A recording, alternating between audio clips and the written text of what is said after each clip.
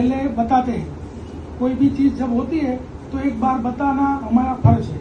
तो एक बार सबको बुला के ये बोला है और उसके बाद अगर आप करोगे तो आपको पता है हमने इससे पहले भी बहुत कार्यवाहियाँ की है और आगे भी करेंगे।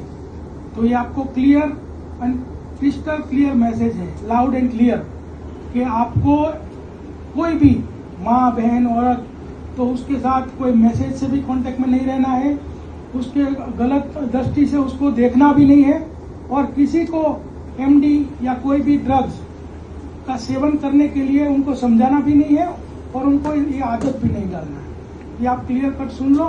ये अच्छी भाषा में हमने पहली बार मैसेज दिया है और आगे से हम कभी बुलाएंगे भी नहीं। जिसका भी हमारे पास कंप्लेन आएगा उसका हम है ना पूरी उसकी सर्विस कर देंगे।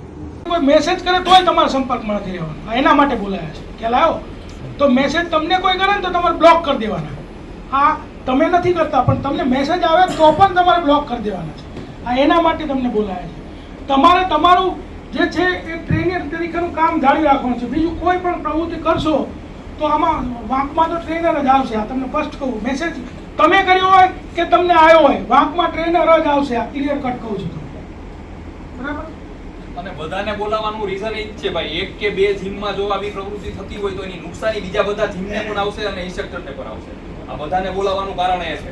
આ તમે જે બધું કરો ને એનાથી કોઈનું લગ્ન જીવન આખું ડિસ્ટર્બ થઈ જાય, ફેમિલી પ્રોબ્લેમ થઈ જાય। એટલે તમે એવું ના બતા, જો તમારે થશે ને તમારે તો તમારા ઘરના નહીં બોલાય, તમારા ઘરનાની તમારી વાઈફ નહીં બોલાવીશું, તમારા ફેમિલી નહીં બોલાવીશું, તમારા છોકરા નહીં બોલાવીશું, અને લગ્ન નહીં કર્યા હોય તો તમારી બેન નહીં બોલાવીશું, અને એને ખબર પાડીશું કે તારો ભાઈ તારો ઘરવાળો શું ધંધા કરે છે।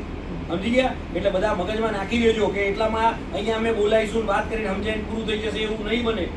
એમાં પિક્ચર પૂરું જ કરી નાખશું, એને અહીંથી ભગાડી દઈશું। એટલે એકદમ આને સિરિયસલી લેવાનું છે। અને આ વાત જેટલા અહીંયા આવ્યા છે તો બરાબર છે, બાકીના તમારે કોન્ટેક્ટમાં જેટલા પણ જીમ ટ્રેનર હોય એ લોકો સુધી પણ પહોંચાડી દેજો। એવું નહીં કે આટલા લોકોને જ કીધું છે, આ તમામને મેસેજ છે, બરાબર? એટલે તમારા સંપર્કમાં બીજા પણ જીમ ઓનર હોય, ટ્રેનર હોય, તમામને કહી દેજો કે પોલીસે ભાઈ આવી મીટિંગ રાખી હતી અને આવું સૂચનાઓ આપેલી છે। પોલીસે હવે શોધવા જ લાગી કયા કયા ટ્રેનરના ધંધા ઊંધા છે, બરોબર? અમે અમારી રીતે ચાલુ તો કરી જ દીધું, ભાઈ તમે અમારા રડારમાં આવી જાઓ અને પછી કહે કે સાહેબ આમ થઈ ગયું તેમ થઈ ગયું ને, અમે ચલાવી દીધું, અમે શેડોની જેમ તમારી પાછળ જ છીએ। આખી એસઓજીની ટીમ સિવાય જે તે પોલીસ સ્ટેશનના માણસો તમારી પાછળ છે કે આ ટ્રેનર શું કરે છે।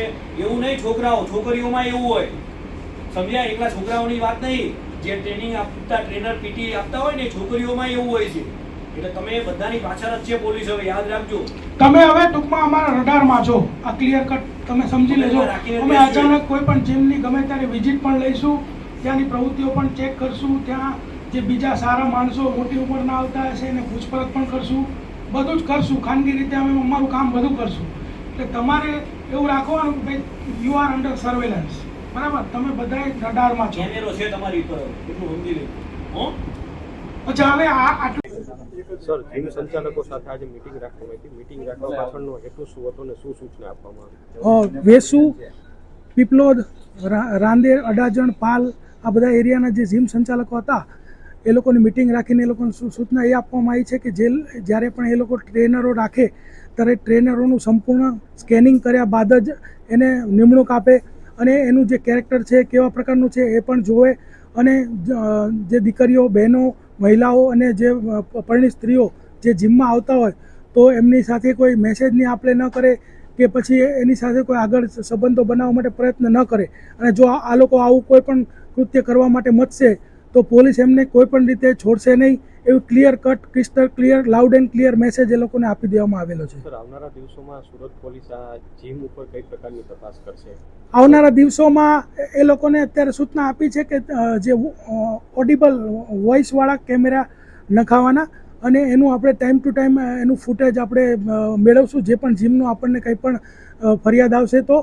અને ત્યારબાદ આપણા ખાનગી બાતમીદારો પણ જીમમાં જતા આવતા થઈ જશે, જીમની વિઝિટ લેવામાં આવશે અને ત્યાં બીજા જે મોટી ઉંમરના સિનિયર જે માણસો આવતા હશે એ લોકોને પૂછપરછ પણ કરવામાં આવશે કે આ જીમમાં કેવા પ્રકારનું વાતાવરણ છે અને શું ચાલી રહ્યું છે, અને ક્યાંય પણ ઇનપુટ મળશે તો એ લોકો પર સખતમાં સખત કાર્યવાહી કરવામાં આવશે।